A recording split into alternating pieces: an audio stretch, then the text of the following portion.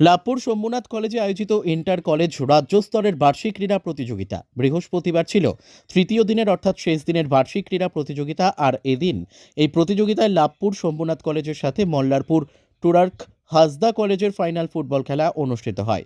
সেখানে মল্লারপুর টুরকু হাসদা কলেজ 1 গোলে জয়লাভ করে। অন্যদিকে লাভপুর শম্ভুনাথ কলেজ মাঠে নেমে একাধিকবার গোল করার চেষ্টা করলেও তারা কোনো খাতাই খুলতে পারেননি। উপস্থিত ছিলেন এসআরডি এর চেয়ারম্যান অনুব্রত মণ্ডল, মন্ত্রী চন্দ্রনাথ সিংহ, বিধানসভার ডেপুটি স্পিকার আশিস বন্দ্যোপাধ্যায়, বিধায়ক অভিজিৎ সিনহা প্রমুখ।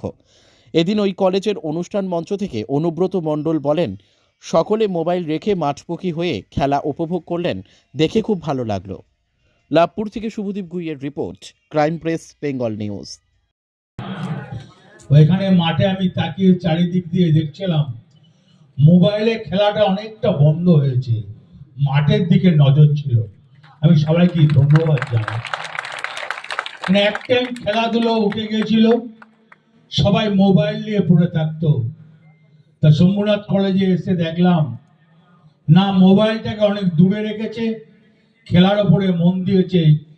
ধন্যবাদ জানাই আমি। বহুদিনকার কলেজ, শম্ভুনাথ কলেজের একটা ইতিহাস আছে। খেলাধুলো দেখে ভালো লাগলো, খেলাধুলো ভালো হলো।